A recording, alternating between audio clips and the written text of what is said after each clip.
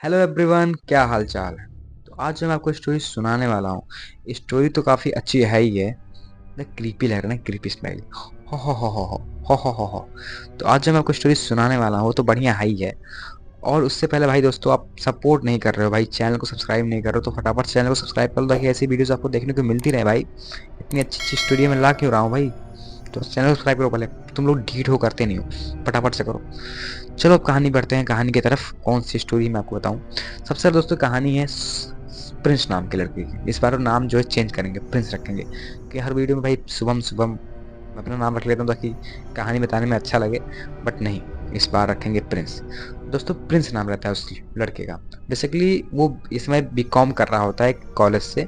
पढ़ने लिखने में भाई एक नंबर लड़का रहता है। बीकॉम में बेसिकली पहले के ज़माने में मतलब होता था कि बीकॉम बहुत कम लोग ही, करियर लोग कर रहे होते हैं। उतना मतलब मैटर नहीं करता डिग्री पहले के ज़माने में। तो बस उसके क्लास में मुश्किल से 8 से 9 लड़के ही थे। 5 लड़कियाँ हो गई, 4 लड़के थे, बस इतने ही लोग थे जो बीकॉम कर रहे थे। तो वो भी वहाँ पे प्रिंस भी बीकॉम वहाँ पे कर रहा होता है।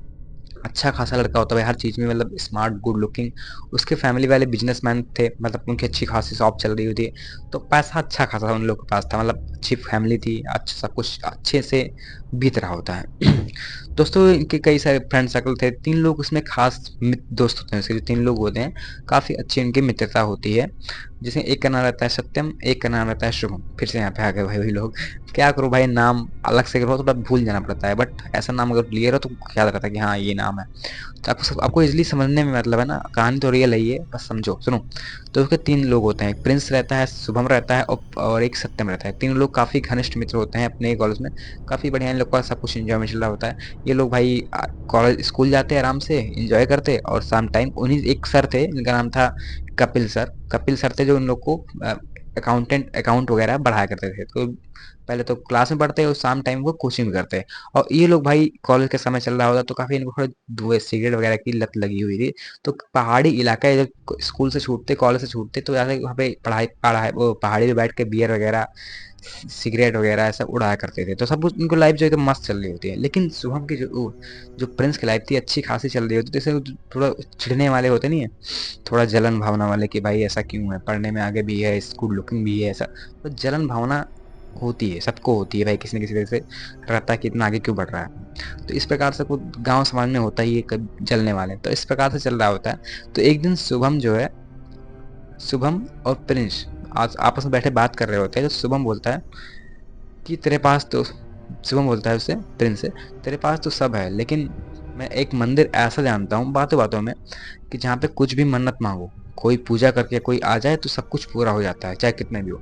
तो प्रिंस बोलता है कि ऐसा अगर वैसा मन्नत मांगने से सब पूरा होता तो कोई काम ही नहीं करता, कोई मेहनत ही नहीं करता ना, आराम से पूजा करो जाके, मंदिर मन्नत मान लो, सब कुछ पूरा हो जाएगा।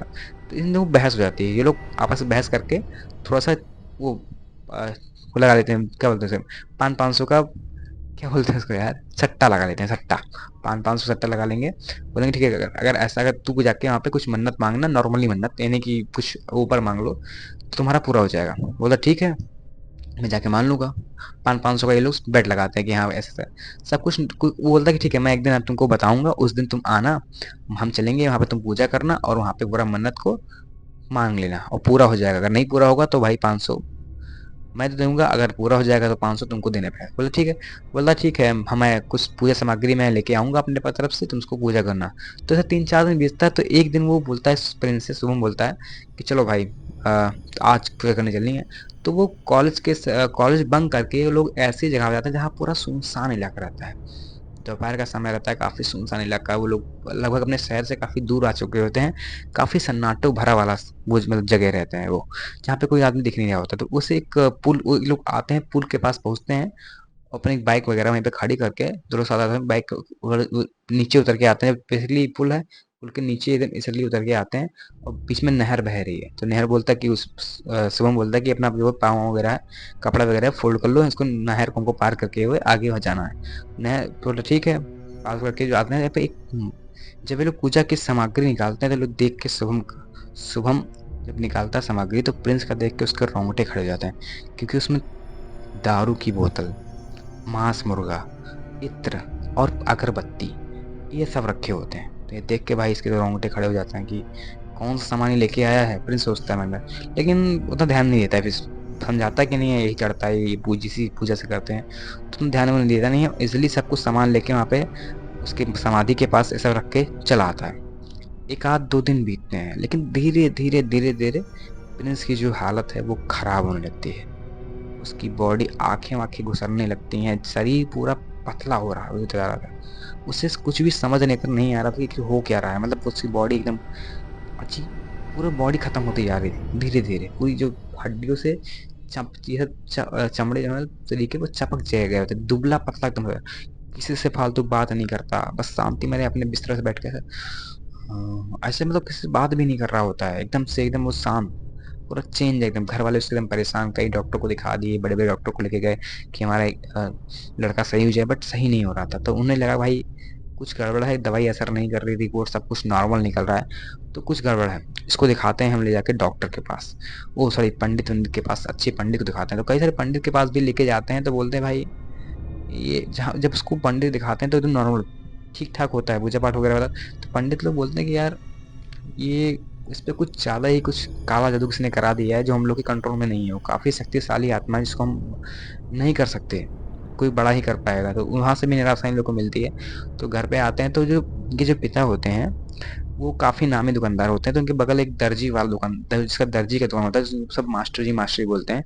तो उनको भी पता चलता है कि भाई इनके बेटे की तबीयत खराब है, काफ़ी परेशान रहते हैं। तो वो आता है, बोलता है कि बेसिकली मुसलमान रहता है, अब्दुल नाम रहता है उसका। बोलता है कि अगर आप मतलब उसके पिता से बोलता है, जिनका नाम रहता है वीरेंद्र, पूछता है कि अगर आपका बेटा अगर सही नहीं से हो रहा तो मेरी मम्मी जो है वो झाड़ फूक वाला काम करती हैं, ऐसे केसेस को हैंडल करती हैं जो आत्माएं वगैरह कोई देखती हैं।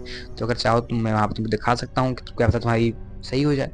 तो बेसिकली उनके पापा के पास कोई ऑप्शन होता नहीं है। वो सोचते थोड़ा बोलते हैं कि यार इनकी कास्ट भी अलग है, पंडित को मैं दिखा ही चुका हूँ, कुछ हो नहीं रहा है, तो पता नहीं कर पाए कि नहीं कर पाए, लेकिन उनके पास ऑप्शन कोई है नहीं। तो भाई वो कुछ भी करने के लिए तैयार थे।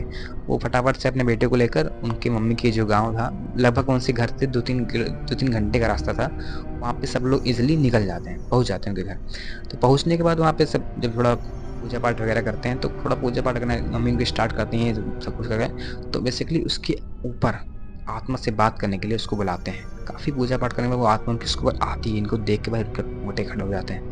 बेसिकली वो आत्मा बोल रही होती है, मैं इसको नहीं छोड़ूँगी, मैं इसको अपने साथ लेके जाऊँगी, ये मेरे साथ जाएगा, मुझे ये अच्छा लगने लगा। ऐसा मतलब काफ़ी क्रीपी आवाज़ में, मैं आपको सिंपल नॉर्मल, लेकिन आवाज़ उस लड़के की आवाज़ के अंदर एक औरत की आत्मा आ जाती है और औरत उससे बात करने लगती है।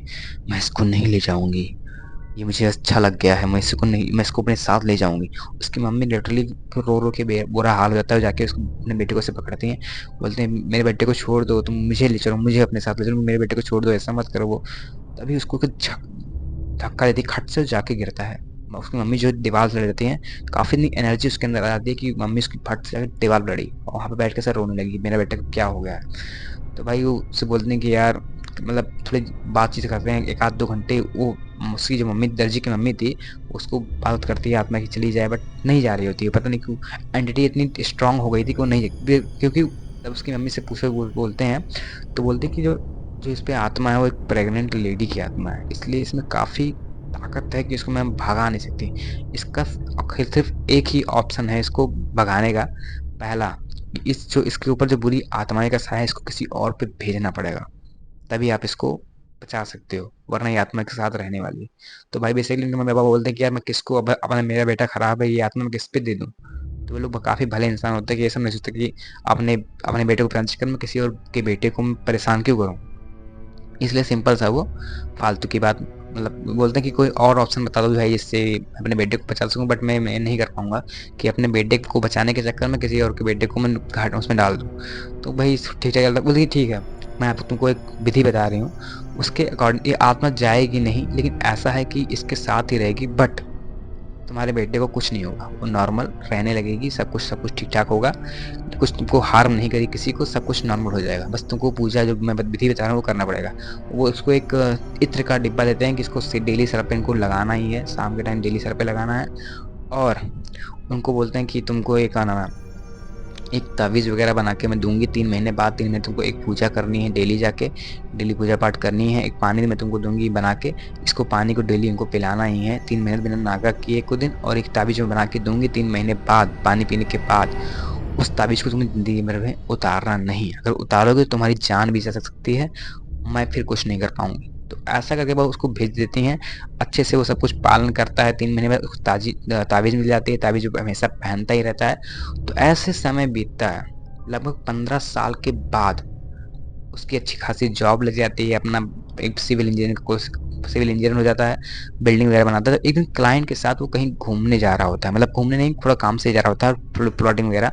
तो वहाँ पे देखता है कि अचानक से उसकी गाड़ी का एक जोरदार एक्सीडेंट हो जाता है, और गाड़ी का जो भाई उसके क्लाइंट रहता है वो तो भाई ठीक ठाक मामूली सी खरोच से वो बच जाता है, बट ये इसके पीठ में कुछ अजीब फ्रैक्चर वजह से वो उठ नहीं पा रहा होता है। तो उसको फटाफट हॉस्पिटल में भर्ती कराया जाता है, सब कुछ लेके आते हैं। उसकी मम्मी को कॉल किया कि भाई आपका लड़का जो है एक्सीडेंट हो गया, आइए। वो हॉस्पिटल में एक भर्ती हो जाते हैं, झारखंड में एक हॉस्पिटल है, वहाँ पे सिटी जहाँ MRI जांच किया जाता है, सिटी स्कैन होती है, इसलिए वो सब कुछ ठीक ठाक हो जाता है। लेकिन फिर जब उसकी मम्मी उसके गले में तो देखती हैं तो ताबीज़ नहीं रहता है वो ताबीज़। तो मम्मी बोलती तुम ताबीज़ क्यों कहाँ उतार दी? तो उससे याद आता कि जब एक दिन नहा रहा होता है तो उसका गले पे जो ताबीज़ है वो हल्का सा उसके हाथ लगने से कट के गिर गया था। बस तो उसने तभी इसको ध्यान नहीं दिया, उसको वहीं पे टाँग दे के भी पहन लूँगा, बट पहन नहीं पाया, जिसकी वज़ह से उसका एक्सीडेंट आज हुआ है। वो उसकी ज़िंदगी से बड़ी गलती थी, जिससे उससे आज जान तक जाने वाली थी। इसलिए उसकी आज समझ लो किसी तरह भगवान ने उनको बचा लिया। तब से वो ताबीज़ को उसमें लाके दोबारा पहनाया, सब कुछ नॉर्मली सब कुछ करा, पूजा-पाठ वगैरह, तब जाके वो एकदम सेफ सिक्योर हो गया। दोस्तों, ये थी कहानी आज, एक झारखंड की जो रियल कहानी स्टोरी है कि आज भी आत्मा उसके साथ रह रही है। अगर आपके पास भी कोई ऐसे स्टोरीज़ है जो आप शेयर करना चाहो, तो आपको ईमेल मिल जाएगा, आपको मोबाइल नंबर मिल जाएगा, उस पे आप इज़िली स्टोरी को सेंड कर सकते हो। मिलते हैं अगली कहानी में, तब तक के लिए धन्यवाद। जय श्री राम।